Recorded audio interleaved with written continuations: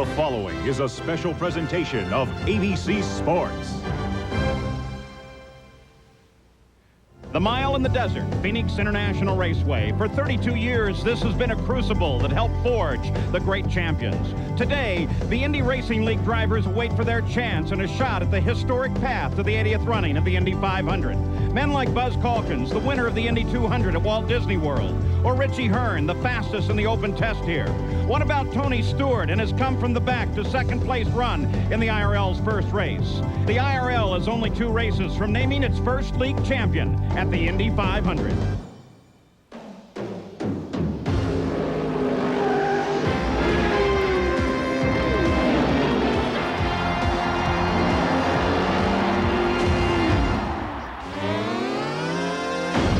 The Indy Racing League is ready for a duel in the desert in the Dura Lube 200.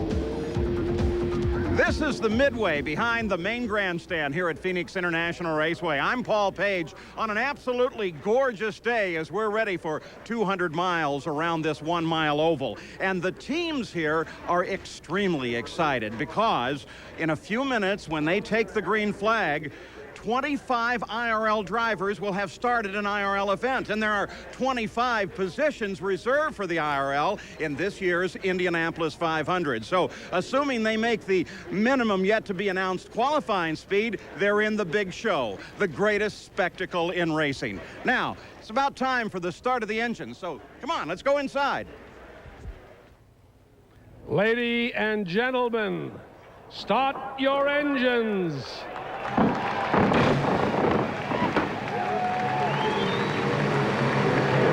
Aerial bombs fired off overhead. The engines start down on the straightaway. The stillness of the desert is broken. And up and down the line, 22 Indy cars are ready to go racing, Gary Gerald. A rush of adrenaline, Paul, and here's what the Indy Racing League is all about. A classic example, front row. Here's an established Indy 500 champion, a man who's won here at Phoenix International Raceway, Arie Luyendyk from the pole with a new track record. In just fractions of a second off his pace at nearly 184 miles per hour, here's a newcomer to this sport. From the Toyota Atlantic Series, the defending champion there, Richie Hearn, had tough luck in the season opener at Orlando, looking for better fortune today. Jack? Gary, that parallel is paralleled right here in the second row as well. 87 winner here at Phoenix. Roberto Guerrero starts third, and flanking him on the outside, another rookie, Tony Stewart. Now, where was Tony Stewart 1 year ago this weekend? In his garage just outside of Indianapolis, preparing his USAC sprint car for Eldora, Ohio. And Bobby, this place is really physical. When I drove here, we'd pull 5.5 G's in the corner. That's like 5 guys trying to push on the side of your head, trying to push you out of the car. And that's twice a lap for 200 laps. Well, not only that, it's the fastest 1-mile oval in the United States. 2 new records this weekend, 183 miles an hour average, 200 miles an hour down the straightaways. Wide open in turn 3 and 4, just back off a little bit in 1 or 2. Now that's interesting. It is, and that's why passing is so important here. If your car is working well, you're having a great day. If it's working badly, you've got a long afternoon in front of you because you're always looking in that mirror. And over half of the field is rookies. Now these guys are good. They've been here in other cars, but not Indy cars. So they're going to find this race today very different for them. And that's why the question today, is it experience or the enthusiasm of youth that's going to win? Paul? Well, everybody's started now, lining up behind a safety car driven by Johnny Rutherford. Nice view of this track, this D-shaped mile in the desert. For the Dura Lube 200, let's take a look at the starting grid. On the pole is Arie Luyendyk, a resident of nearby Scottsdale. He won here in 1991 alongside Richie Hearn. Unlike the race at Orlando, he starts today in his primary car. Racing is a team sport. The pit crew and drivers here all work together. True Value recognizes that with an award to the pole sitter, Arie Luyendyk's chief mechanic. Here is Chip Leon of True Value with a check for $10,000 to Brad McCandless. True Value, the official hardware store of the Indy Racing League, and garages everywhere.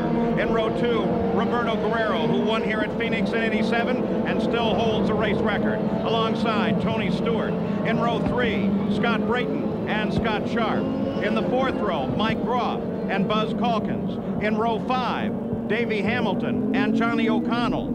The 6th row, Robbie Buell and Stefan Gregoire. In the 7th row, John Paul Jr. and Michael Jourdain Jr.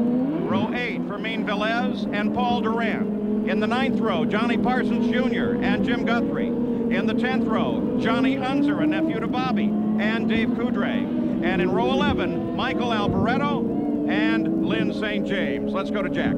Paul, 4 drivers involved in crashes on Friday. The first one, Eddie Cheever in turn number 4. The second one, Stan Waddles in turn number 2. Both hit the wall, both suffered from concussions, were not cleared to race today. The third crash involved Buddy Lazier and Lynn St. James and this wing panel off of Buddy Lazier's car. It came delaminated down the front straightaway and flew off the car. Now for Lazier, what happened was he lost the downforce going into turn number 1. Came up and collected Lynn St. James. Both crashed heavily into the corner, exiting turn 2 into the concrete.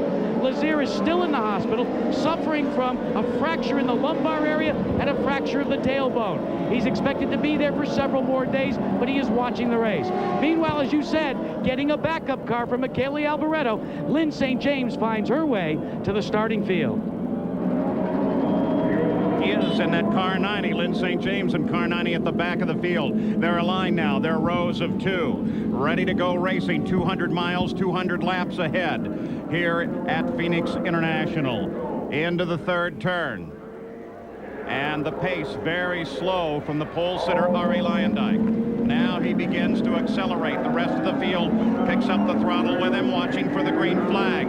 They come off of the 4th turn. Green flag is out. Here we go.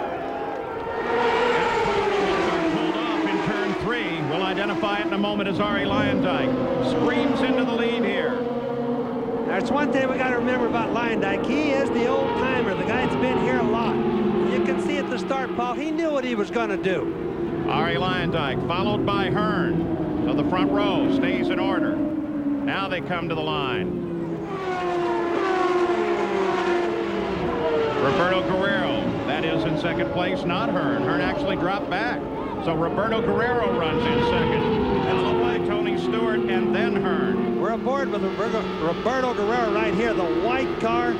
See the yellow Pennzoil on the sign there. Another man that's won here before with a tremendous amount of experience. Both those guys are looking to get out in front. They just want to have a nice clean start, get out in front, and start pacing themselves for this race. Play to this point, and a good start for Arie Luyendyk. But as you look from down above, from the Goodyear blimp, you also notice already Arie is beginning to overhaul the back of the field. Debris on the track. And we've got a yellow. Car takes a spin. That looks like it's Buzz Calkins over there off the 2. Doesn't look like he's, can't see if he's made any contact, but he's certainly killed the motor over there. He'll be waiting for a tow. It's going to be a costly thing if he killed the engine. It's going to have to get towed to get started. Going to cost him a lap or 2, Danny. So Buzz Calkins, the winner of the first race of the Indy Racing League, is stopped on the backstretch after a spin and possibly some contact. We'll be back.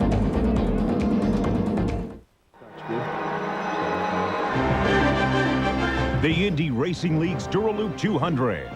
This ABC Sports exclusive brought to you by Dura Lube, increasing your engine's life. Dura Lube, tomorrow's technology today. Sears, come see the many sides of Sears. Advil, no non-prescription pain reliever is proven to work better than Advil. And Goodyear, #1 in tires.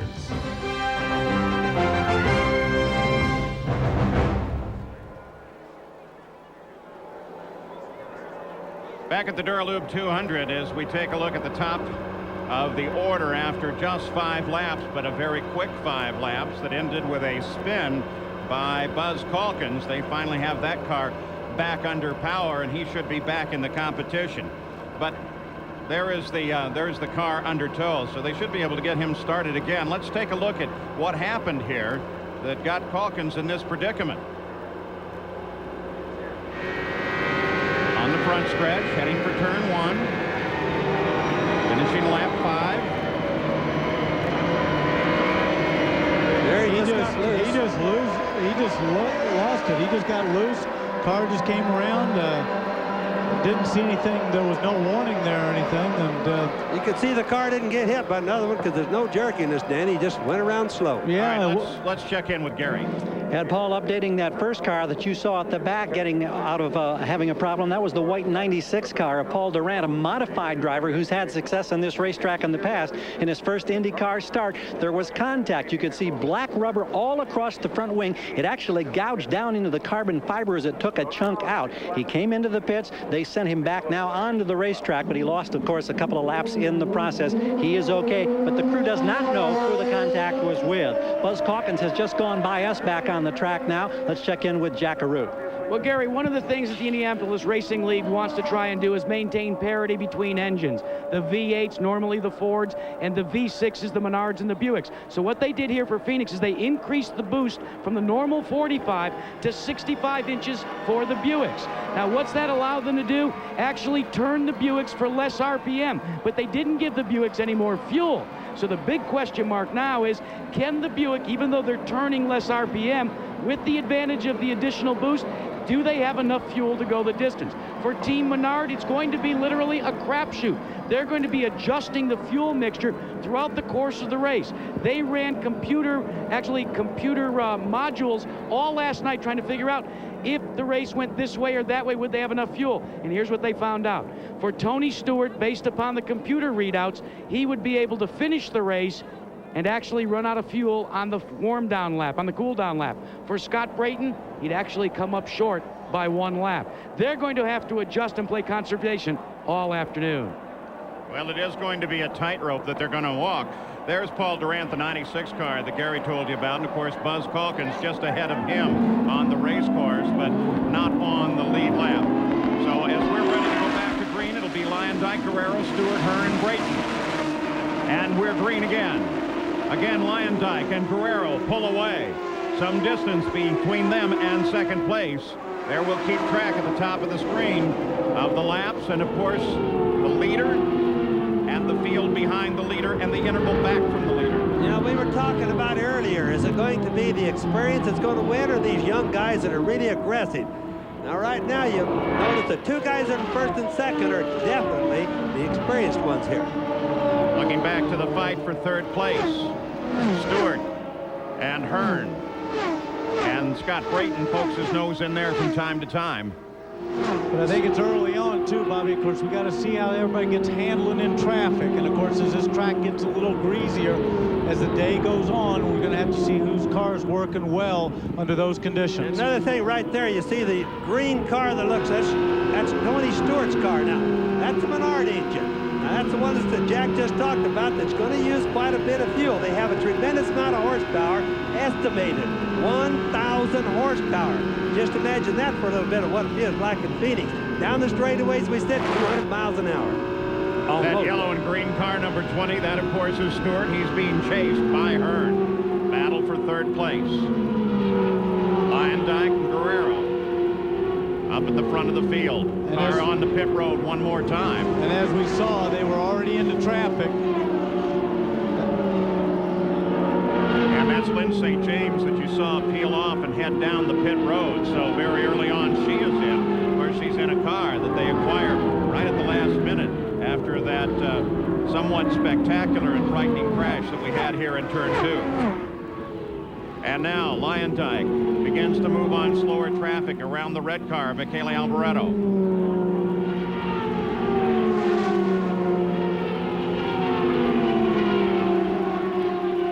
Hardly any wind today. Lyondike is very fast down the back straightaway as well as the front straightaway. And nice air temperature in the 70s. Very pleasant here. Should be great for the engines to breathe. Now looking back, second place, Roberto Guerrero, that white car, and there's Stewart. Just behind him, you can see the power of that engine on the straightaways.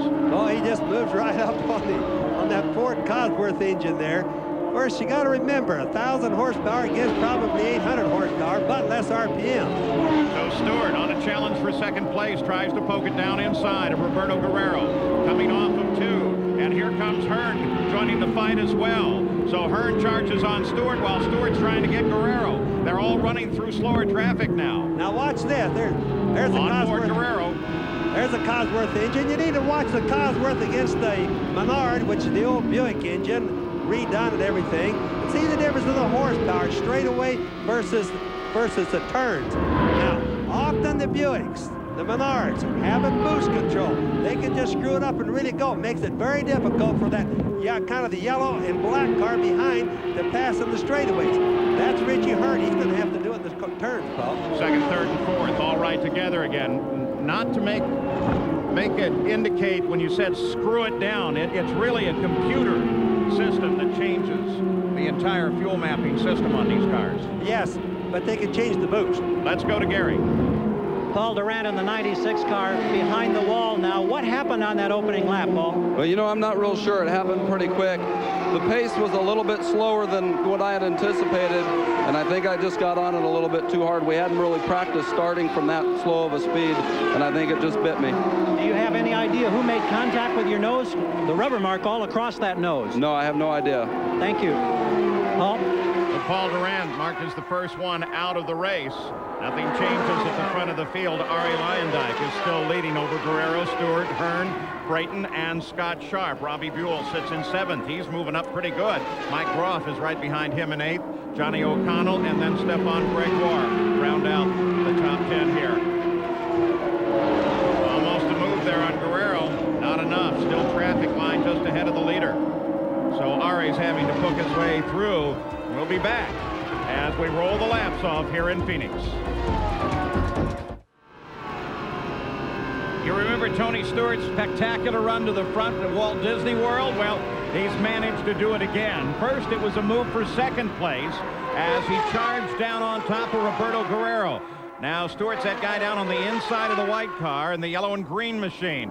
Hearn tried to close in but couldn't get it done. And then it was Ari Leyendyk that was the next target.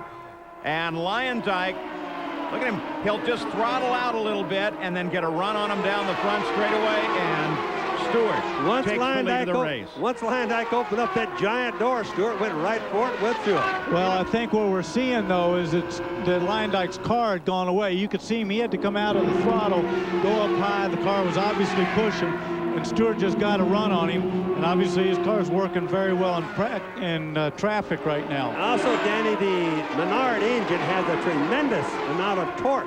So he was able to cut off low in the corner where Leyendyk has to keep his high to keep his momentum up. That's right, but something that's interesting, you were talking about earlier, was that boost to being able to turn it up and down and so forth, and the fuel mixture. I want to see how long Tony Stewart can run. If he's got that additional horsepower right now, he might not be able to run it that long because his fuel is marginal. Well, Guerrero now back in 4th place. Jack Arutz, you have a problem? Yes, indeed, Paul, he does. One of the bugaboos that'll affect you here on a 1-mile oval, his brakes have gotten red hot. They're actually so hot that he's had to back off just a bit. He radioed to his crew. He's going to have to nurse the car for a few laps. Well, that's interesting. It's not as hot as Phoenix normally is, and Guerrero's suffering that problem. By the way, leading that first lap, not usually a good omen here at Phoenix. Only 2 times in the last 20 races here has the leader of the first lap gone on to win the race.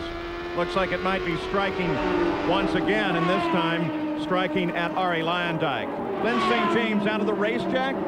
That's scary, Paul, and as it turns out, a very tough weekend for Lynn. Tell us about track conditions the short time you were out there. Is this an ideal day for Phoenix? Yeah, I'm just going to say it's perfect out there. It really is, not just for Phoenix, but any racetrack. It's clean. I mean, it's smooth. It's perfect. There's no oil down. You know, we've had a lot of races here going on the weekend. Sometimes it starts to deteriorate by race day, but it's perfect out there. Well, hopefully the bad luck's gone. Good luck at Indianapolis. Thanks very much.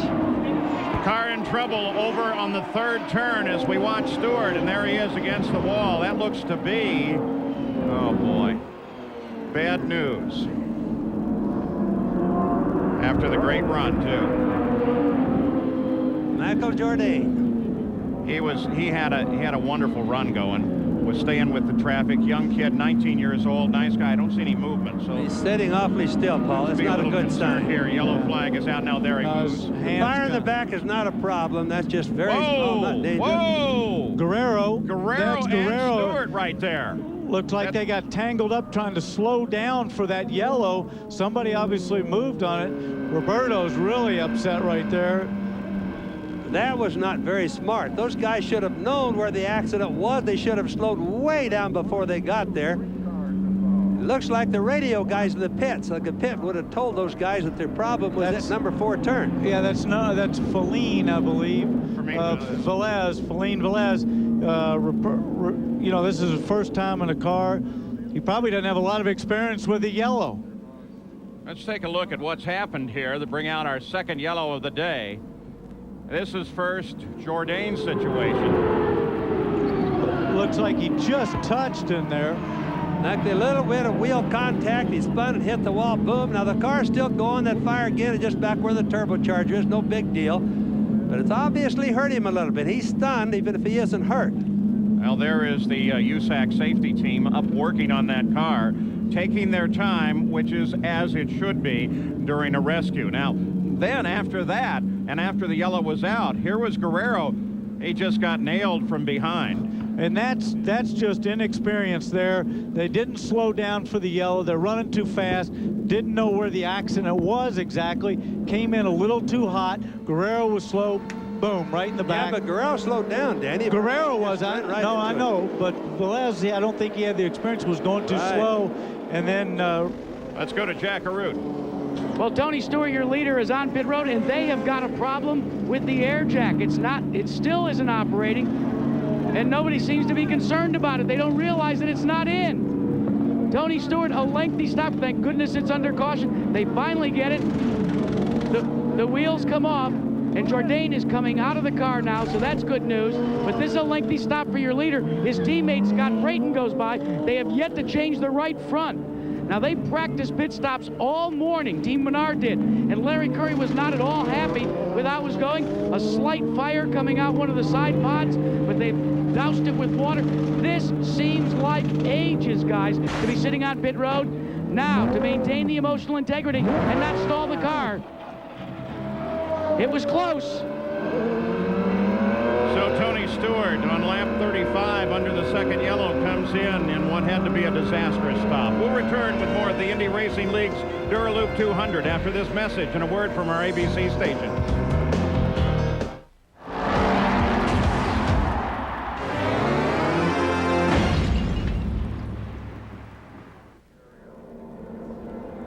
Back at the Dura Lube 200, these aerial shots courtesy of the Goodyear Blimp Eagle based in Carson, California. Today's pilot, Joe Chamberlain, floats so lovingly and beautifully over the track here. Don't forget tonight, right here on ABC, You Are the Stars in an hour of America's Funniest Home Videos, followed by an all-new Lois and Clark. And then the world television premiere of In the Blink of an Eye, starring Veronica Hamill and Mimi Rogers on the Sunday Night Movie. This movie has one of the most incredible endings you'll see all season, so be here tonight on ABC. Now we're still under a full yellow here, as the original problem was Michael Jourdain. Here is that again. You can watch him when he's coming down in there. First we thought maybe there was a little bit of wheel contact with that car that's just going by right here, that green and white one, but actually, we look at it in slow-mo, Paul, there wasn't any contact. It just looks like he went into the turn a little too deep, got loose in the rear end, spun it around, backed into the wall, and there he is, being towed off.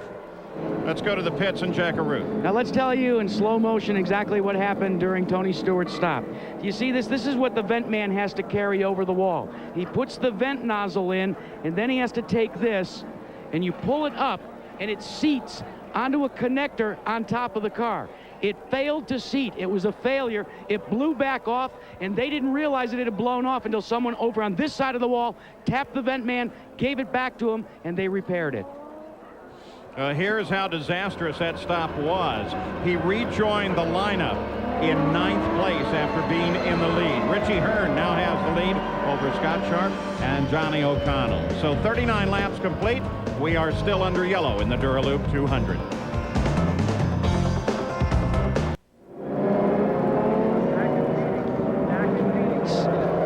Back in Phoenix on pit road, Roberto Guerrero sits and waits. The crew is working on the brakes that were red hot on the right rear side. They were in flame when they pulled the wheel off. They had to dig out bent metal to engage the starter. It didn't look like they could even do that at first, but he waits patiently.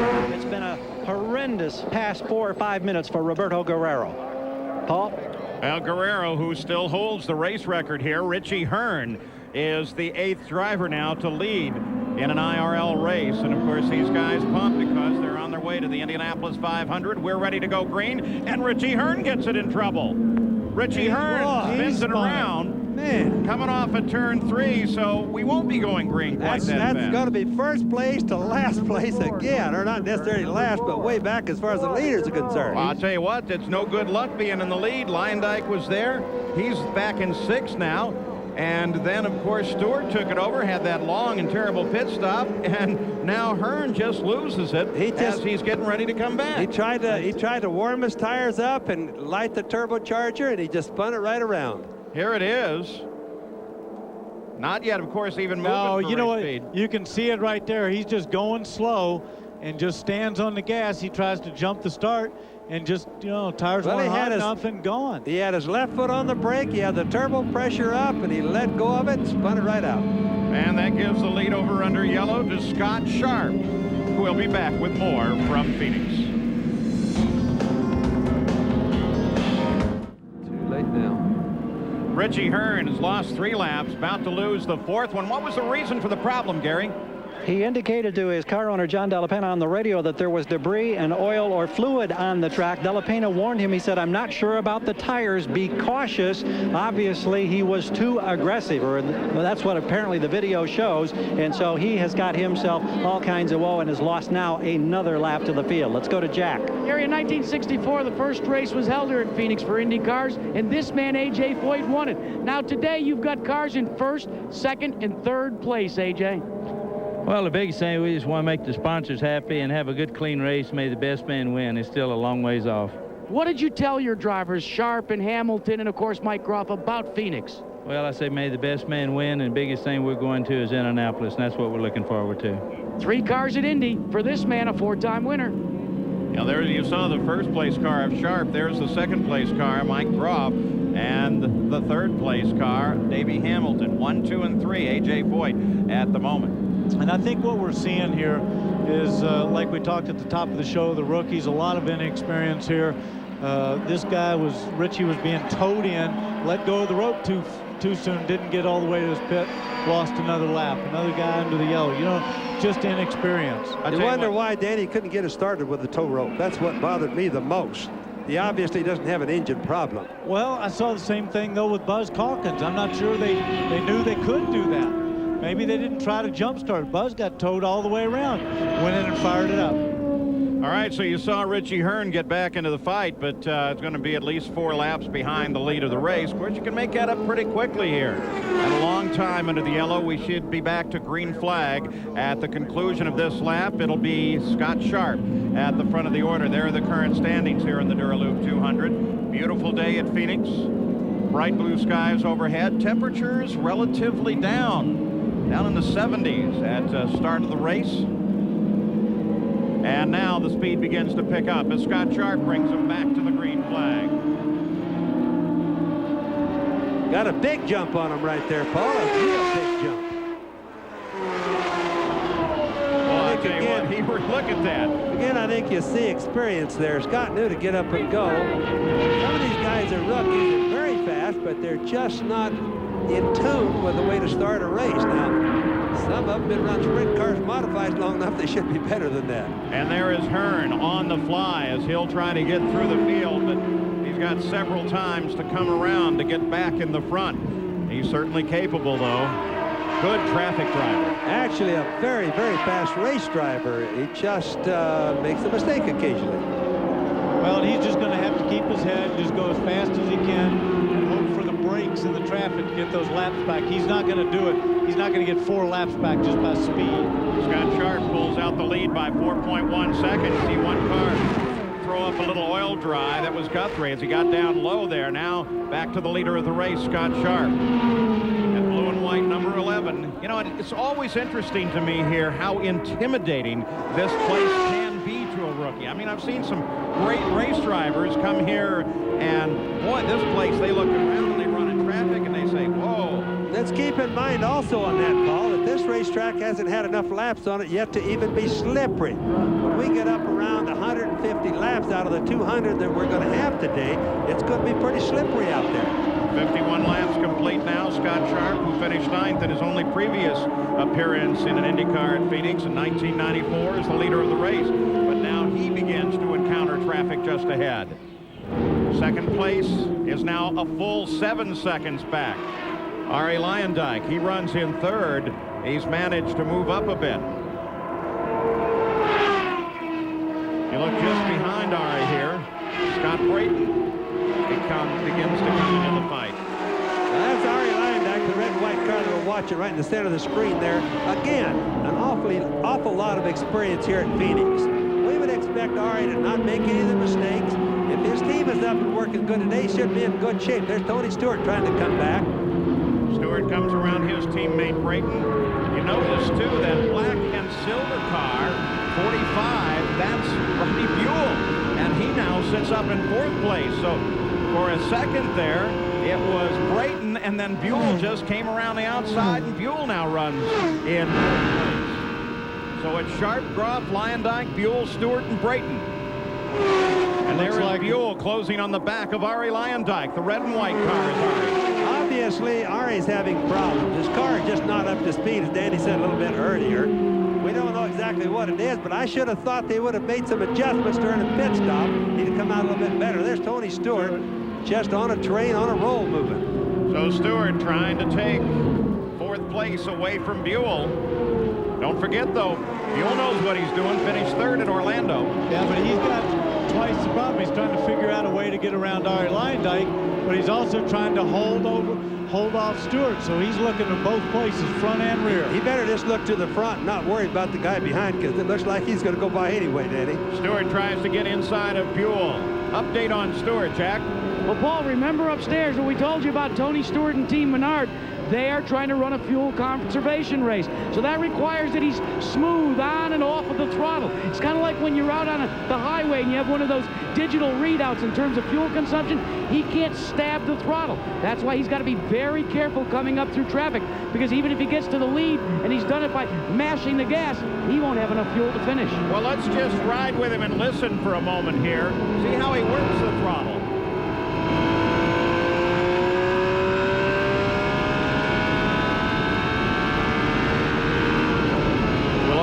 Open up Stewart's two-way radio with the pits when we can. Listen to his communications with his chief, Larry Curry. You can hear the Menard engine doesn't turn the RPM that the Ford Cosworths turn.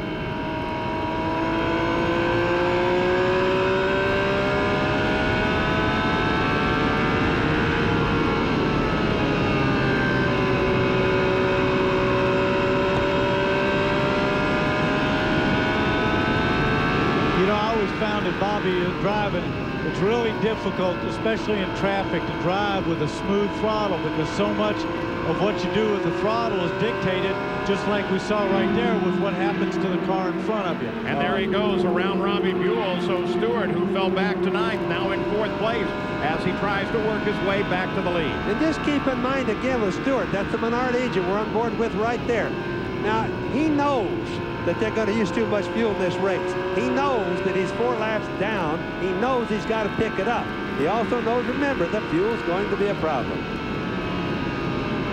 Speed costs fuel. Tomorrow night is Oscar night on ABC. It's the movie's biggest night, the 68th Annual Academy Awards, live starting at 9 Eastern, 8 Central, and 6 Pacific. In an all-new Oscar night Barbara Walters special with Demi Moore, Richard Dreyfuss, and Annette Bening. That's before the Oscars in most of the country and right after on the West Coast. It's Oscar night tomorrow on ABC. There we are aboard with Tony Stewart again, aboard with him. You can watch him. There he is in the green car. Looks like a two-tone green car. He's got a good pattern. Right ahead of him, Arie Luyendyk, 3rd place, early leader of the race, the red and white car. Now, Tony should just annihilate him. Excuse me, Danny. Tony has got to not wait to pass him, which again is going to cost him fuel. But you can see him moving up on Luyendyk pretty quick. That's right, but remember, that's for 3rd spot right there. He's still on the leader lap. He's going for this. He's trying to get up and get in that clear air so he can conserve fuel. So twice in just 2 races, Tony Stewart has proven his ability to run through the traffic. What about Arie Luyendyk, though, Gary? Well, you gentlemen up there are exactly right. He has some handling problems and is seemingly always the case at Phoenix. And Danny and Bobby, I know you can relate. As the sun beats down, the track conditions change. Cars have a tendency to go loose. A little tougher to steer through the corner, or they just want to get away from you. That's the problem that Arie Luyendyk is facing right now as he tries to hold off the onrushing Tony Stewart. Well, that's what makes it interesting, because it looks like Tony Stewart is handling very well, but he's having to be conservative on the fuel, and Arie's the complete opposite. He can use all the fuel he's got, but he doesn't have very good handling. Theoretically, Luyendyk can't run out, Danny. That's right. All trying to work around Stefan Gregoire as you're back on board Stewart. The report from the A.J. Foyt pits is he's going to try to go to the 89th lap. We just crossed over the 67th lap. Scott Sharp still the leader of the race. Luyendyk sits back in third. Mike Groff is second. And you will have noticed that Robbie Buell in the silver and black car has been hanging in there right behind Tony Stewart. So 68 laps complete. Scott Sharp has almost a 2-second lead. We'll return with more of IndyCar Racing League's Dura Lube 200 after this message and a word from our ABC stations.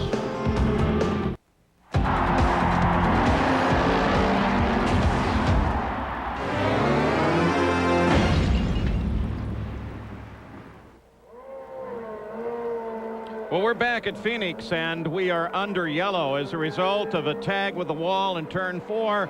Scott Brayton, car number 2. Now, on the two-way radio, they asked him if he was all right. He has not answered, and the USAC safety team is there ready to help out as best they can. Here it is in replay. Bobby, you said the back end just jumped out. Yes, we were on commercial, so I was watching out to see what was going on. My eyes just happened to be on Scotty, and it going through the turn in normal place, and it just jumped out really quick, backed right into the wall. The car doesn't look all that bad, but he's not moving too fast. Boy, John Menard not having the best weekends. Gary Gerald? Paul, not 30 seconds before he actually made contact with the wall, I asked John Menard how the car was working, and he said, as the leader comes in onto pit road now, Menard indicated that Scott was having a problem with push, whereas other cars have been going loose. His car was pushing. Whether or not that had anything to do with the accident, I don't know. His teammate, meanwhile, Tony Stewart, has just rolled by us into a pit, and they make the usual change as they'll top off with fuel and get a fresh set of Firestone tires on the number 20 car. Robbie, what do you think? Well, it wasn't a push that caused that one, that's for sure. So that also could indicate that he could have had a sudden deflated tire, which meant run over a piece of metal. There's been a lot of accidents down there. Tony Stewart stalled. Tony Stewart stalled it. Now they're holding him to get him out. Trying to Still haven't turned it over. Come on, he's got. Now he's going to go to the back of the pack again. Oh, now he's got to find his way all the way through that traffic. It's going to be doomsday for them pretty soon. It almost sounds like he's having trouble getting the right gear going out of there. You know, just because it doesn't pick up. Remember when Danny, can you remember when you started? Oh, yeah. Having up high enough, you let the clutch out too fast, those kind of things. Yeah. But he's having that problem today. You know what I'll say about Skies too, if he was having push, which for everybody at home, that means the front end's not working. If you're turning your wheels and it's not turning the car the way you want it to. And as you know, Bobby, sometimes you can get enough push in the car that it jumps to loose. Because you fight it and you try to get it turned down and you stand on that throttle. But I didn't see what it goes. You just said it went away. Well, they got Scott Brayton out of the car. He was moving his hands around, didn't appear to be in any great distress. Of course, they're taking great care anytime you bounce off a concrete wall at these speeds. You want to protect the neck. Dr. Henry Bach, medical director of Indianapolis Speedway and the Indy Racing League, is here, and so he'll head off to the hospital, and we'll get an update as soon as we have it. We're under caution once again. Arie Luyendyk picks up the lead in this caution with the stops, Gary Gerald. And Larry Curry with double concerns. I know they're keeping an eye on Scott Brayton, of course, as they get him out of the car. Tony Stewart having a problem getting out of the pits. Is there something wrong with the gearbox at all? Well, the first time on our first pit stop today, we had a problem with the air jack hose, and luckily that was on a yellow. That time he stalled it. We was lucky that was on a yellow, but the reason he's having a little problem, we're running the thing so lean that to Trying to save conserve fuel, right? because of the rate we burn fuel with these new boost regulations, that it's given us big problems leaving the pits. All right, that's the story that pertains to Tony Stewart. They continue to work with Scott Brayton here. Tough day for the Menard Club thus far. Jack? Gary, we watched Scott Sharp, our current leader, when he came into pits for A.J. Foyt. And all of the teams we talk about when a car is loose, here's what Team Foyt did to Scott Sharp's car. They did one, they did two, they did 2 turns in each end of the wing. Now, what does that do? If we can get the camera to get real close here, we'll show you what it literally does. A turn will change the angle of attack on this wing. And guys upstairs, when you've driven a car, you know sometimes when you come onto pit road, you're begging for a turn if it's really loose. Well, that's true. We are always looking for to fine-tune the car. If you got a little push, you put a little bit more wing in it. If you got it too loose, you probably take a little bit of it out. But you're always trying to tune the car to the conditions. Strange colors for an A.J. Foyt car, blue and white. That, of course, is the car of Scott Sharp. The leader is R.A. Leyendijk.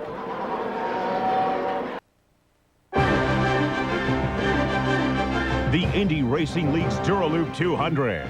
This ABC Sports exclusive brought to you by Dura Lube, increasing your engine's life. Dura Lube, tomorrow's technology today. Prime Star, mini dish satellite entertainment with no dish to buy. True Value, official hardware store of IRL and garages everywhere. And Oldsmobile and your authorized Aurora retailers. The Indy Racing League at the Dura Lube 200. There is the leader of the race, R.A. Leyendijk, started on the pole, led early. Saturday at 3 o'clock Eastern Pacific, ABC's Professional Bowlers Tour sails to sunny Florida for the Comfort Inn Classic. Then it's the first major of the year for the LPGA, the Nabisco Dinah Shore. Don't miss all the action Saturday here on ABC Sports. We should get a green flag next time by. And we'll take a look at the leaderboard. But Danny, Scott Sharp fell from the lead back to 4th place during those stops under yellow. Well, I can't understand why he didn't stop first time by. He comes in a couple laps later. I just don't know why he didn't go, unless they told him not to in the pits. They didn't tell him to do it, Danny. That's what radios are for. That's right. Let's go to Jack. Jack. Well, I got the answer as to why, because his teammates Davey Hamilton and Mike Groff had pitted the lap before. They were congested. Now we're getting ready to go to the green, and Davey Hamilton's on pit road with an electronics problem. So Davey Hamilton still struggling with a problem that showed up just a few minutes ago. Back at the front of the field, Leyendijk, fuel. Leyendijk, the leader of the race. That's not a pass that matters. That's passing a slower car in the field. Leyendijk still the leader. In the red and white car right there in front. Watch for the silver and black car of Robbie Buell. Just back a bit, there he goes. Who was the leader, who just came in too late, as Danny said, came out too late. Remember, first in, first out, last in, last out on these pit stops. That was Sharp. Sharp sits now in 4th place. Sharp. Mike Groff sits in 3rd. But Bobby, that shouldn't have happened even while were they in the pits. Why, if he was the leader, he should have been allowed to be the first one into the pits for that stop. How did those guys get in front of him? There is the black and silver car. 2nd place, Robbie Buell, as he has a slower car to handle up before he can go in pursuit of this red and white car that belongs to R.A. Leyendijk. We're all wondering, Leyendijk right there in the red and the white, did he get his car fixed? The guys in the pits should be working on it all during the race. We'll have to see if his speeds increase as he goes along here, Paul. Last lap at 166.2 miles an hour for R.A. Leyendijk. 85 laps complete. And we go back now to the battle for 3rd place. Mike Groff and the A.J. Foyt colors, black and orange. And then that is another Foyt car, despite the blue and white colors of Scott Sharp. Hamilton. Scott Sharp tries to line Groff up. Into 1. No pass here. I don't know if they've tuned that car, but Scott Sharp was having trouble in traffic when he was leading earlier, even getting by some of the slower lap cars. So he might still be struggling with his handling. Pretty equal run for both of them, both averaging 166 miles an hour. Jack Arute. A tough day for Davey Hamilton. We already documented that it's an electronics problem, but you can't get it fixed. Yeah, it's unfortunate, you know. my second race, I sure would like to finish it. We had some problems in Orlando, and AJ had a great car. You know, not much you can do about those electronics, you know, when they can go out, but, you know, it's great being here. Davey, you may or may not know, but we were wondering why you and Groff came in before your teammate who was leading at the time, Scott Sharp. Well, you know, he was in the lead at the time, so I'm sure AJ's pit strategy, you know, I mean, he was up there, we weren't, so I tried to favor Scott as much as we could. And I know we were all together on the racetrack most of the time. It just felt good being out there. I tell you, this guy's a real politician. You never want to countermand A.J. Voigt. Yeah, nice try at a save there, Davey. I'm not too sure. I don't think anybody bought that one. I don't think so. He was quickly scrambling to get out of that one. Now the race isn't over yet, and I'm willing to put my money on A.J. on many occasions. You stick with it, Paul. Well, certainly he's got a lot of experience around here and a lot of wins. He should know what's going on. A.J. Voigt, the winningest driver ever in an Indycar, wins in both front and rear engine cars. Continuing to watch the battle for third place, Groff and Sharp. They're staying about the same. They're not gaining, the other one's not pulling away. Now Sharp lets him know he's there. Not a move for the lead, or not a move for the pass, but certainly lets his presence be felt as they come into traffic. Now Sharp looking ahead to the traffic. Both of them trying to find the rhythm going down into turn 3. Sharp moves to the inside. Nope, not here. That's Michele Alboreto just ahead. One thing about it, Sharp's going, whoa, he was down there below that white line. One thing about it, Sharp's going to make a very clean pass because that's his teammate, and he certainly doesn't want to do anything wrong in one of AJ's cars. And look who's coming up right behind him trying to find a spot, Tony Stewart. And he can't wait too long. The 20 car, you're on board it now. Stewart with that battle. He's around Scott Sharp. Now with that awesome power of the Menard engine, he's around both of them. Sharp comes to the inside of Groff. See if he can hold it. Groff gets caught up behind some slower traffic. And so positions change at the front of the order. It's now Stewart, then Sharp, then Groff. You can just see the power of that Menard that Tony Stewart uses to get by those guys. Two of them right at once. Turn the boost up a little bit, get the job done, back it off, and save fuel again. So the battle for third resolves itself in favor of Stewart. Lyondike is still the leader. Robbie Buell is 7 seconds back in second place. Not only has he got the power, but I think he's very confident in the handle of that car. You go out there and go around those guys, now he's down low. That's a good handling car, Bobby. Oh, it really is a good handling car. Plus, he has a, whoa, for a while there it looked like he was going to get carried out the wall with Tony Stewart, the two-tone green car right there, the number 20, Quaker State. And you can see Hearn still trying to work his way back up through the field as he comes in behind Stewart now. But Hearn, of course, down in the order, 4 laps behind the lead in 9th place. The result of that spin as the leader coming back to the green flag earlier.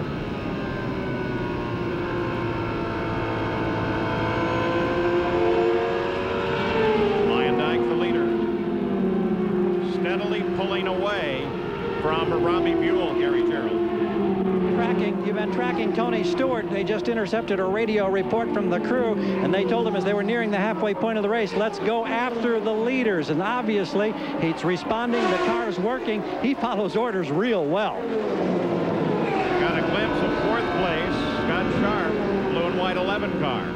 Well, if they're giving him that go-ahead, that means that he's conserved enough fuel under these yellows that they've got enough to the finish. They think there's going to be something else. They've let him go. Of course, we'd like to see that, wouldn't we, Danny? That we don't want to see yellows, but we want to see where the Menards have enough fuel to race rather than to just sit here and exist. Exactly. And also, Bobby, as a race car driver, you don't want to be dictated by the fuel. You want to be able to race with what you got. So we ride on board with Tony Stewart. You watch his hands. Now with the clearance to go, right? Watch his hands. See how smooth he is. He's very sure. He's handling good. Very sure where the car is going to be. He's not working very hard doing this. Well, that speaks for both him and the car, doesn't it? Oh, yes, absolutely. But here's a guy that drives a lot of races. I mean, hearing the radio just a second there, Jack. We're talking to Larry Curry. He's the man. Just keep running her, keep running her. There you go. You heard what he said. Now, Want to get the RPM down a bit. 10-4, it's okay. Larry, how is the fuel situation? Can you give him a green yet? We're in good shape. We're trying to set these guys up for the end here a little bit.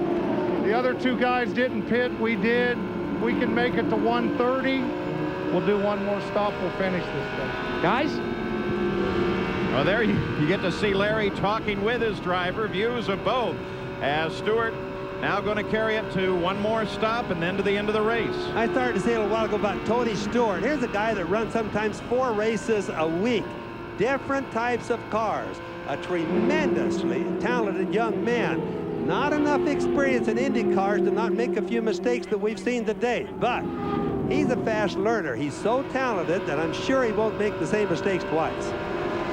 Robbie Buell closing down on Arie Luyendyk now. Came across the line just a few paces behind Luyendyk. And Stewart is moving up on the leader. But of course, you never can tell how much of that is being dictated by traffic. They flash across the line. We're looking for Buell. There he is, as Buell has managed to move into the lead of the race on that lap. So Buell closed a 7-second gap on Arie Luyendyk and got around him going into turn 3. It's a traffic thing that's going on. But when you get traffic jams like this, they really either help you a bunch or sometimes cost you a lot, like it did Luyendyk there. So there he is, the silver and black car, Robbie Buell. Picks up the lead, Luyendyk second. But Luyendyk is right there, as is Groff. Groff sitting high. Yeah, all of them right together. You can see Luyendyk struggling a little bit in traffic. He had to back off there. A car wouldn't handle it very well. He's in that red and white car. Boy, look at all this traffic. Exactly what you talked about at the top of the show, Danny. Traffic is so critical here. Gary Gerald? Well, the woes continue for Arie Luyendyk. They thought they'd made a change that would help the handling on the car in the last time they were in the pits, but it's gone loose again, and he says he has got a real handful, literally. He's hanging on, but already, as you've indicated, Robbie Buell's gotten by him. And Stewart got around Luyendyk, and then suddenly Stewart slowed down. He's up way high on the course. Buell, there he is, still the leader, and Stewart has a problem. He stays out on the front stretch. I don't think that he just got high. He's very slow, Paul. Very slow. So he's talking down to Larry Curry. The engine broke. Kick at the bottom is dragging. I'll check the left front. Check the left front. Sounds to me like the tire's going down. 10-4. That's why he's saying check the left front. He wanted to go to the pits. He was afraid he was going to run into it. It's the right front that's flat. You can see it right there, the right front. Is the motor running okay? Yes, sir. Yes, sir. But he's got a right front that's flat.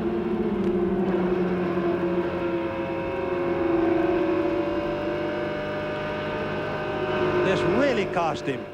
He needed to go to the pits. The pits were there, but he was afraid to cut across that he might hit somebody. On the marks, on the marks. Slow down. Tire running front, right flat tire coming.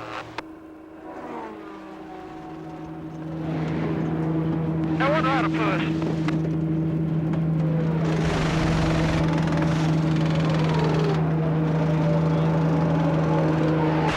Okay, keep her going, get line it up.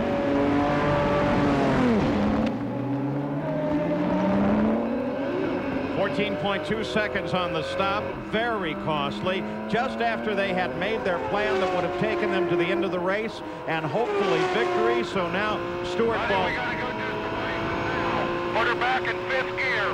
That's the way I like to hear a race driver. We're going to have to do some racing now. I like that.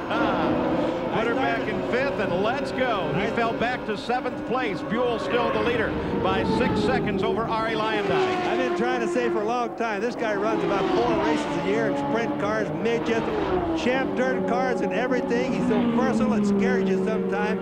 This cat's going to race. Now let's watch it. He had actually just passed Luyendyk around the outside and moved into 2nd spot. He was going well. And if I want to know what happens with a tire, hey, there's debris on the track. These tires have no tubes. They're very thin walls. A little bit of metal cuts right through them. So Robbie Buell at the 113th mile is the leader of the race, while Tony Stewart has to work his way back up through this field for a second time today. We'll be back with more of the Dura Lube 200. Back at the Dura Lube 200, we are under green. The leader, Robbie Buell, headed for the pits on the 118th lap. So to carry this car to the checkered flag would be a very long way. It's possible, but somebody's really going to have to do the math on this. Arie Luyendyk, there he is. The red and white car has picked up the lead of the race. And Scott Sharp coming up, closing in on second place, charging for the lead. Here comes Scott Sharp getting inside Arie Luyendyk, and Scott Sharp has the lead once again. That was a good pass. Nice and clean. There comes Hearn. Hearn still sitting back 3 laps. He made up one of them on that yellow and is now in 7th place, 3 behind the lead. That's a long ways to come back in less than 100 laps. Let's see what happens. Let's go to Gary Gerald. Roberto Guerrero, we saw that you were a victim as you got rear-ended there and put you out of this race. Your race car looked like it was good enough to be a very strong contender today. Was that the case? Yeah, it's really a shame, Gary. The car was handling like a dream, and we're just kind of taking our time. We were hoping for a long race, and unfortunately, it wasn't to be, so we'll have to wait for Indy now. We look forward to seeing it with you come the month of May. Thanks, Roberto. Thank you, Gary. There's the guy that's been so close at Indy so many times. Certainly deserves a win there. Been Scott good Sharp here a lot of times, too. Absolutely. I'll tell you, the guy for me who's hanging in there is Arie Luyendyk, because it's clear his car's not hanging, handling very well. He's slow coming off of 4. That's how Scott Sharp got by him, and so did Robbie Buell early on. But he still seems to be hanging in there in 2nd, 3rd spot. You notice, Danny, every time he pressures it hard because he's being patched or something like that, we see the rear end jump out. He saves it, and he has to slow down a little bit. But like you say, he just keeps going on that way. And he keeps hanging in there, and he's probably waiting to make an adjustment on that next pit stop. Arie Luyendyk, Indy 500 champion, has not had a win since 1991. He won here, also won at Nazareth. So a win would be very welcome. Arie Luyendyk, 2nd place. Gary, is he on his way in? Yeah, the crew's over the wall. The sign on the wall says Arie in. Buzz Hawkins goes by us on pit road. The crew watches. He's had handling problems, so we'll hang on. They wave their arms. We wait. We see the nose approaching us now. Remember, pit speed limit 80 miles per hour. A veteran who's been in this situation so many times glides it in perfectly on the marks, and the servicing begins. We'll watch with the crew, and we'll see if they make adjustments on the front wings. There's dramatic change on the left front and the right front. Fueling process now complete. 16.9 seconds. That was wing out. That means that he was loose in the rear end, just like Danny and I have been guessing. They took the wing out of the front, which will tighten the rear end up or make the front end push a little bit more. Now we'll see what that did, if the adjustments are going to work, Danny. Well, that's right. We might have to wait a little bit because, of course, putting new tires on will help him, too, until everything settles down with that fuel load and those tires get bedded in. So Arie's stop comes on the 125th lap. Oh, Guthrie in big trouble. Jim Guthrie, the 27 car. Jim Guthrie. And that'll bring the yellow out, and that may help Scott Sharp and Mike Groff. But it'll hurt Arie Luyendyk because he just pitted, he just got back out. Unfortunately, he didn't get to time it with that yellow. Some of these guys will pit into the yellow. Sharp had to pit into the green. Or Luyendyk, rather. So both Sharp and Groff, both of A.J. Foyt's drivers, will have the chance now, running 1st and 2nd, to stop under this yellow flag for the 27 car of Jim Guthrie. From Albuquerque, New Mexico, Jim is. Came out of the Formula Atlantic cars. And a student of Bobby Unser? No, I know him. He's well, a nice person. That ought to help him a bit. So Jim Guthrie, single car accident. Let's take a look at what put him in this predicament. He caught the wall entering the dogleg, coming off a 2, bounced her pretty hard, really got a chunk off the car on that wall. He got the wall just coming right after or off of 2, and the car is almost broke in 2. It's being held together with nothing but cables and things like that. It's for all practical purposes, it broke in 2. Scott Sharp, the leader of the race, into the pits under this caution. This should be his last stop of the race, Jack. And Paulie had a little bit of a problem coming down into pit road. He wasn't being blocked by anybody, but trying to hit the marks perfectly. He got the car cocked a little bit sideways. Mike Groff beats him out of pit road, and now Sharp stalls it. He stalls it. They've got to move it back in the box, get the electric starter, stick it in the back side of the car. Oh, this is terrible for Scott Sharp in Norwalk, Connecticut. He's got it back in gear. It still hasn't fired. Trying to calm everybody down now. Make sure that they get it in properly. They still haven't seated it properly. Oh, A.J. Foyt and Scott Sharp have got to be disappointed about this. Boy, something's seriously wrong back there if they can't get that set up. Now you can hear Foyt yelling, push it, push it. Forget the starter, jump start it. The longer they... Even Davey Hamilton was over the wall giving him a push. That's what you call a teammate.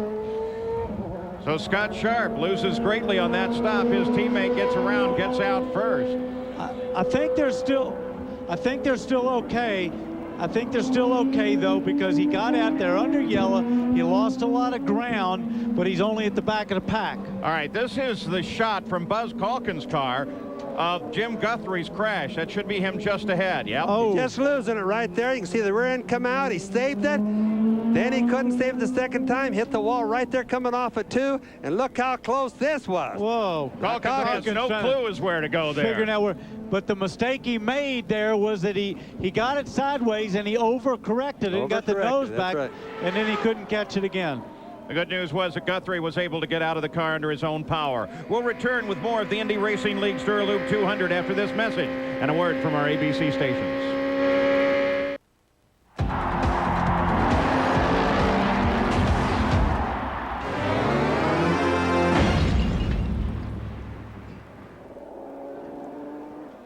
One very angry A.J. Foyt. The officials of the race said, A.J., we're going to bring your cars in for a penalty, both Sharp and Groff, because they came in on a closed pit. And he went down to the line and said, wait a minute, other cars came in at the same time. Let's take a look at this. These are the yellow lights that tell you the pit is closed. And there is Groff. And here is Sharp. I didn't see any other cars at that point, so I'm not sure what A.J. was referring to, but there's no question that those pits were closed by that yellow light when these two cars, the 11 and the 41 of Scott Sharp and Mike Groff, came in. A.J. is still arguing it out with the USAC officials, trying to get them to radio up to the chief steward in race control. I'm afraid he's going to lose this one. I think he's wrong on this one. All right, so as A.J. Foyt continues his argument, we look down from high above the track. The Goodyear Blimp Eagle providing the aerial shots today, including some of the race action. Spent over 100,000 miles every year covering major sporting events. We're still under yellow. And that's the leader, Robbie Buell. Mike Groff pulls up alongside of him. Next Sunday at 2 o'clock Eastern, 1 Central and Pacific, ABC Sports goes down under with a thunder. Paul Tracy defends last year's win in Surfers Paradise at the Australian Indycar Grand Prix. That's next Sunday here on ABC Sports.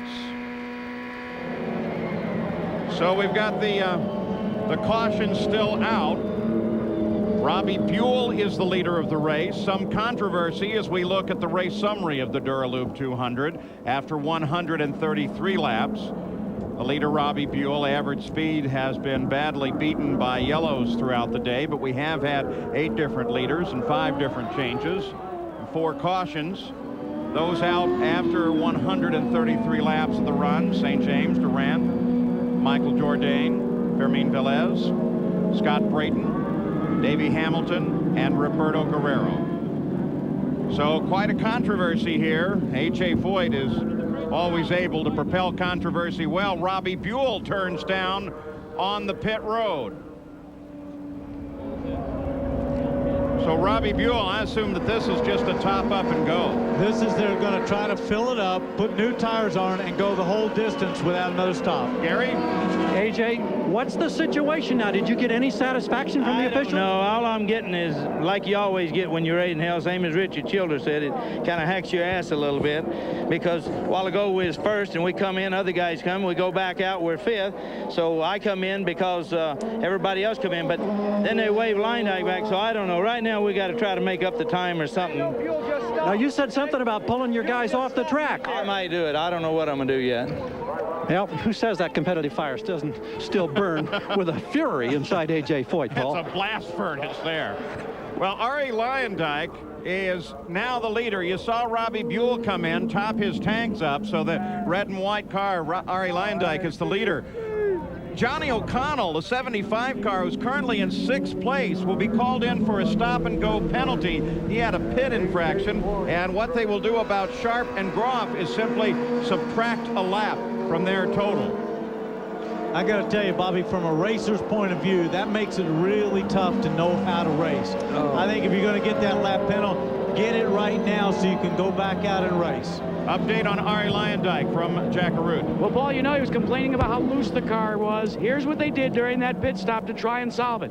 They changed the stagger on the tires. What they literally did is gave him a set of tires that during practice for this Dura Lube 200, Arie said were to his liking. They put them in, changed the stagger, and changed the tire pressures just a little bit. Didn't make any wing adjustments, and they say that should solve the handling problems. And by the way, they're finished as far as pit stops. They can go the rest of the distance. Well, when Arie won here in 91, he led 129 laps. This is the 4th time today that he's led. Pace car off the track. Arie Luyendyk picks up the pace. Will they run to the finish? 135 laps complete.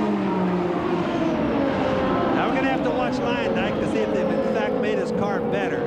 I don't know about you, Bobby, but making that many changes always scared me, to make that many changes late in the race. Well, his competition is falling back so far, Danny, it's not going to be that hard to keep it going if he just stays out of trouble. That's the key thing, but as we said earlier, he's hung in there the entire time. He's always right there on the leaderboard. Arie Luyendyk is the leader. They're still posting Scott Sharp in 2nd place. But of course, if they subtract that lap, he's in trouble. Robbie Buell, currently 3rd place, will actually be the 2nd place runner. I've always thought a stop-and-go penalty should have been what they would have done for something like that. Subtracting a lap later on kind of changes everything right now, changes the way the race is, and I think Danny brought that up a little while ago. Penalty should be assessed at the time, not later. Well, and also because it changes your strategy. Something might happen later on that you could get that lap back or make the ground up, but if you don't have that chance... And everybody else's strategy, that's the biggest problem right there, Danny. Well, what I'm not clear upon is the report was that they would subtract it at the end of the race. Yes, after the run is done. That doesn't seem, I've never heard of that before. I've never heard of it either, and it makes it very difficult to race. Yeah, for everybody. We'll go for a clarification on that one. Arie Luyendyk still the leader. We assume that Buell, because of the penalty, comes up as the 2nd place car. Johnny O'Connell answering the black flag for his penalty. This should be a simple stop and go. It is, and he's out. Now there's a good young driver, drives at the Bondurant School of Driving as an instructor. He darn sure knows how to be an instructor. He's quite a good race driver. That's going to be the Nissan factory car next year. Well, now, I don't understand if they gave Johnny got a... All right, now the update on how they will deal with this penalty is they will take a lap off of Scott Sharp and Robbie Groff during the run here. They have not yet done it on the electronic computerized scoring, but that's certainly the intent, not at the end of the race, as we report. That'll be a whole lot better, makes sense to everybody as soon as everybody knows it and as soon as the electronic scoring picks it up. And by the way, that's our error of understanding, not what race control said. They intended to do it that way all along. Even we make mistakes every now and then, Paul. Well, you know, hey, you certainly have never made one, and I've been proud of you for it. Thank you. Don't forget they did the same thing last year in the Indy 500. That finish with Scott Goodyear. And incidentally, Luyendyk's car has been helped quite a bit. He's running much faster right now. So Arie Luyendyk has the lead. Is he going on to a win? 143 laps, 144 now complete. Deserving young driver drove a great race. Robbie Buell, as he came across the line, the engine really off song, then suddenly a display of vapor at the back of the car. He's headed for the pits. It's obvious that his day is done. Coming out of the theoretical 2nd place, as they have not yet assessed using the computers the penalty that they say will come against Sharp and Mike Groff. So computer scoring is showing Sharp and Groff in 2nd and 3rd place behind race leader Arie Luyendyk. The reality would seem, though, that the 2nd place car is, in fact, Tony Stewart. And and Richie Hearn is in third place. But we still await for the official subtraction of the 1 lap for the 2 A.J. Foyt cars. Boy, that's a big disappointment for Robbie. He was running well. He had a strong finish going. That's really heartbreaking. He's a good young guy. He's a great driver. Real pity. Making it very difficult to play, though, because it's not official until we see it come off of the computer screen. Same one that we post at the top of the screen for you. And so right now, as far as official scoring is concerned, Sharp and Groff run second and third. You can see they're looking down there to see if there's something obvious wrong, like it did a spark plug wire jump off, which doesn't ever happen really, but probably flips a valve. They drop a valve and gets in the pistons. That's what causes all that smoke in the back. He's trying to get unplugged right there. He's signaling to him, come unplug him, get him out of the car. Looks like his day's run. One of the great young drivers, though, you're going to see a lot out of him. He struggled to get the proper recognition. And that's one of the things that the IRL says they're going to do for drivers is give guys like Robbie Buell a chance. Now you see Stewart closing on Groff, but in reality, if they assess the penalty, Stewart is the second place. It makes you wonder about Stewart's pit crew. Do they know what we think that we know? In other words, that Groff's really going to be down a lap. That's what I'm wondering. Tony acts like he's not pushing that hard to try to pass him. No, did you hear him? It sounded like almost he lifted off there in a dog leg. Didn't take that run at him with all that horsepower. Because you certainly wouldn't make an attempt or take a chance on somebody, Danny, if you knew that he was down a lap on you. You would just take things as they would come easy. That's right. Car in front of you is for position. That is a position. Well, there's the answer to the crew. I mean, Larry Curry, just talking to Tony Stewart, says that car in front of you is for position. So apparently he's not aware of the potential penalty either. Maybe that talk that Foyt had with the officials, maybe that's got the officials hesitating just enough. Well, there's Tony, of course, making that move on what he thinks is a position, and at the moment we think it is. Well, except that now they're saying that they have, in fact, assessed the 1 lap penalty. They've sorted it back out. Let's go to Gary Gerald. Robbie Buell, it looked like you were in a position to maybe win an IndyCar race, not be on the podium today. I know the disappointment has got to be very acute, but you had a great race car. Yeah, I mean, what I wanted from this was the top 5 points, and if podium presented itself, great. But I felt the header brake. The car was working great. The Zuni group, you know, they gave me the opportunity to be out here. I just wish it could have been on the podium. Well, the next stop is Indianapolis, pal. We wish you well. Well, number 1 there would be real good. Robbie Buell still manages a smile, Paul. All right, now, after checking again with race control, here's the way it is. The penalties have, in fact, been assessed. So that puts Arie Luyendyk in the lead of the race. Scott Sharp in second place on the leader lap. Tony Stewart is now 1 lap down in third, followed by Mike Groff. They're on the same lap. Richie Hearn 2 laps down in 5th place, and Johnny O'Connell 3 laps down. There's the rest of the order. So the penalty has, in fact, been assessed, and the running order is now exactly as we've given it to you. Well, thank God we finally got that settled. We get back to racing again here. Know what we're talking about. Well, and we got to make a comment, too, that Arie Luyendyk sure seems to, those adjustments seems to be working. He seems to be running a lot stronger in traffic. He seems to be holding his own. He's getting through the traffic good. That made a bigger difference than anything. Look at all that traffic jam. Going into 1. And Well, we've got a problem in the pits, Jack. No, not a problem, but let's see if I can decipher all of these scoring things. Johnny Parsons Jr. looks like he was on fire there. Jack's not in that pit, so he couldn't see it. I apologize for that, Jack. And Johnny Parsons came out of the car pretty quick, apparently a fire. Now, you're up, Jack Rue. Yeah, I was back away from the wall ball trying to decipher this scoring thing. Remember when that caution came out and both Groff and the leader at that time, Scott Sharp, came onto pit road? The caution gave Sharp a lap lead on the rest of the field.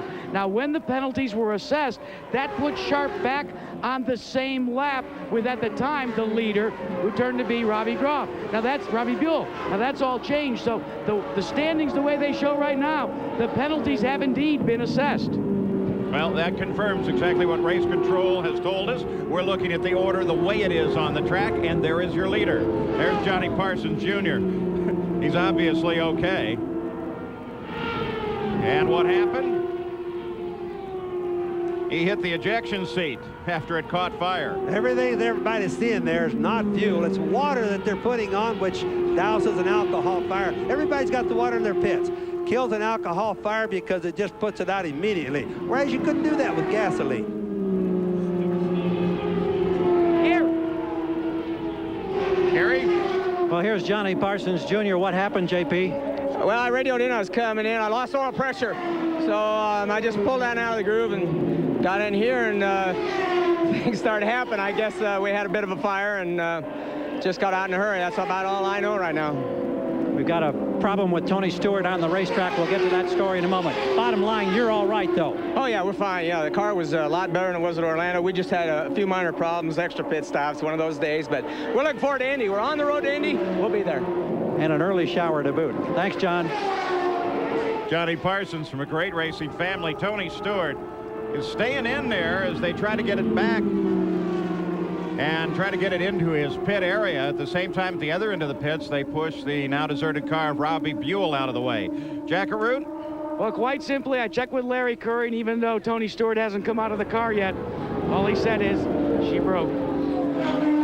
Well, I think that's going to be somewhat of an indication of Indianapolis. They're still having a bit of problem. They've got the aluminum blocks in there. That could be some of the problems. Not enough development yet.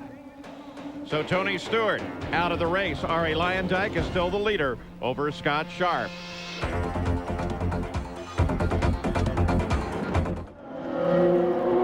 Back in Phoenix, 24 laps to go. Ari Leyendijk is the leader over second place Scott Sharp by 9 seconds last pass, but Sharp's been whittling that down, now down to 7.6 seconds. So Sharp very much on a mission here.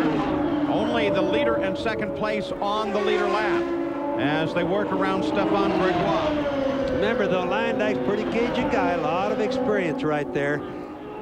And we've got to see how... let him get too close without pressure, a little bit harder himself.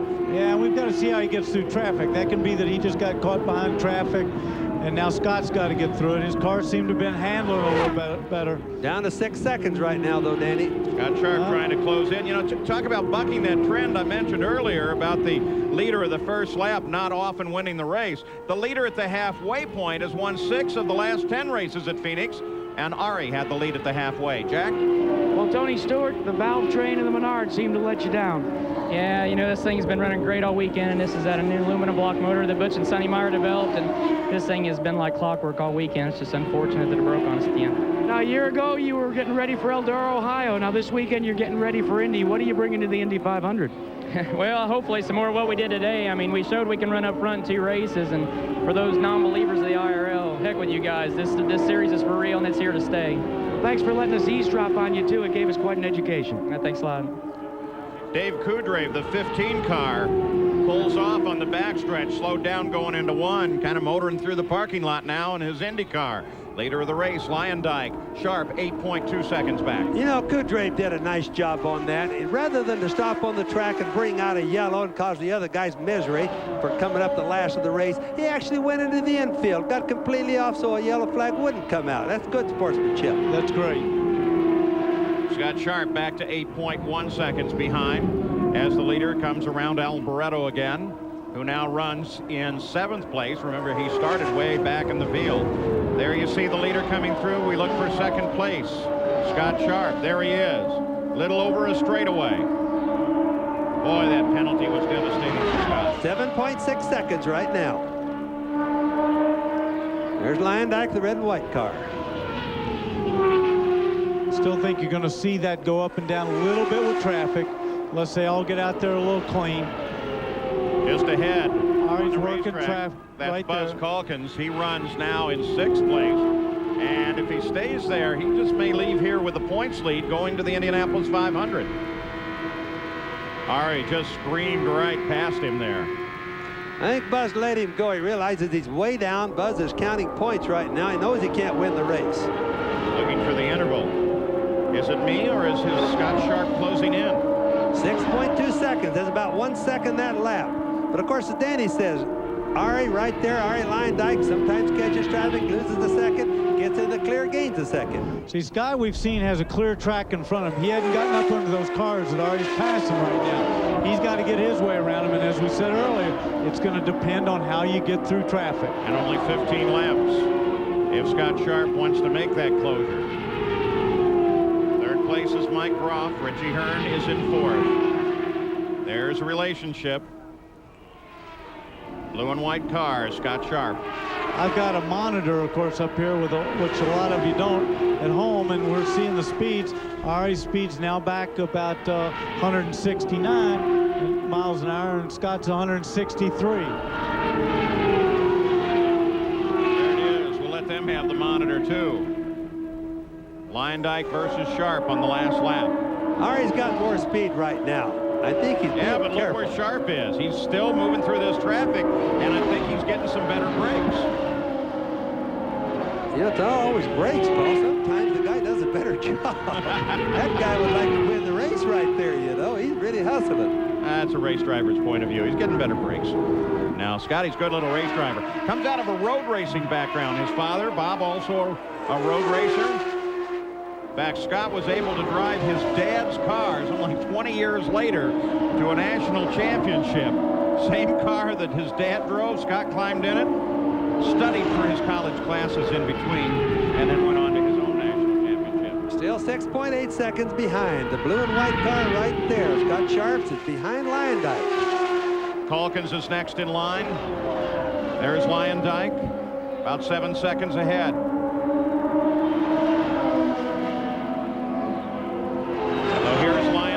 He heads for the line, looking back for Scott Sharp. Oh, he's got some red. That hurt him a little bit there. That hurt him a little bit. He's only got 10 laps to go. He still hadn't gotten by those other two cars. That's helping. Look, see, it's already jumped up another second. I think that one right there hurt him big time. And don't forget, even if he closes that gap, he's still got to find a way around Ari with only a couple laps to go. It'd be hard. That'd be an awful tough deal. Bobby, your car gets awful wide with a couple laps to go while you're leading, doesn't it? It does. You know, when he's clearing running the traffic now, though, it should be a straight shot to the leader. Yeah, but when he's running behind the other cars like that, the air is so disturbed from two cars, it really held him up a lot. That was precious time. Yeah, look at that relationship now. I mean, he's not even in the picture. It's way back. See, he's jumped up 10.6 seconds. That cost him big time in the traffic there. Not only there's a slow-moving car he just passed, but he also he lost the momentum, and it takes a while to get that back. That's Michele Alboreto. Well, now this could be interesting because if for some reason Michele doesn't make it back or stops on the track, of course he'll bring out a yellow. But he looks like he's got enough power. He's accelerating now back up. He'll make it to the pits. Well, that plus, unless it's in a precarious position, within the 10 laps of the finish, they won't go yellow for you. Lyondike will look for the interval again. Up at the top of the screen, come across the line and processes it. 6 laps to go right now. Yeah, you don't want to be clapping too soon. Well, I don't like to clap until I cross that start-finish line. Scott with a Sharp checkered picked flag. off a little, 9.5 last time he came across the line. The interval Lyondike to Sharp. Yeah, but Paul, you know, with 5 laps to go, he's not only got to get there, he's got to catch him and then pass him. Ari Lyondike. Ari has too much experience to mess up right now. The engine may blow, but he won't make a mistake this late. Last win on the mile at Nazareth in 1991. Ari Lyondike looking for yet another win of his career. Ron Hemmelgarn, the owners on this car. 4 laps to go. Don't you know that Jonathan Bird, the interval down to 8.4 seconds. Don't you know that Jonathan Bird is going to be one happy camper here if it keeps going? All of our friends. Boy, Lyondike does not look like there's any challenge that is going to make a difference in the final 3 laps of this run. No, he's running a real good, clean, conservative line. So he's getting out there not near the wall where there's any danger of picking up any debris or anything. Just a real good, clean line. And Sharp's interval does not change. With 2 to go now. White flag next time by 2 miles. There is Sharp. Second place as he comes across the line. And he A.J. Foyt's car, Sharp and Groff, run second and third as we run to the finish here. White flag will come out from Dwayne Sweeney next time by. As Ari Lyondike starts the last mile. Nobody in contest back down the rest of the line. So Ari Lyondike looks at his 4th win in an IndyCar. And for this road racing trained driver, all of his wins have come on ovals, including the 1990 Indianapolis 500. And there it is. Ari Lyondike has taken the win here in the Dura Lube 200. Scott Sharp comes for the line in second place. There he is. Mike Groff will head for the line in third, followed by Richie Hearn, Johnny O'Connell, Buzz Calkins, Stefan Gregoire, Michele Alboreto, Johnny Unser, and Dave Kudrave. 9 cars running at the finish. Ari did a good job. His chassis was not good today. Hats off to him. Well, both Ari and the crew did a nice job as they worked themselves back to the lead and took the win. We'll be back to talk with him.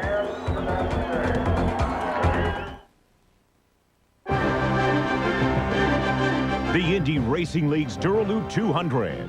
This ABC Sports exclusive brought to you by Dura Lube. Increasing your engine's life. Dura Lube, tomorrow's technology today. Budget car and truck rental. Budget, all the difference in the world. Siemens, for leading-edge technologies in electronic and electrical engineering, depend on Siemens precision thinking. And Goodyear, #1 in tires.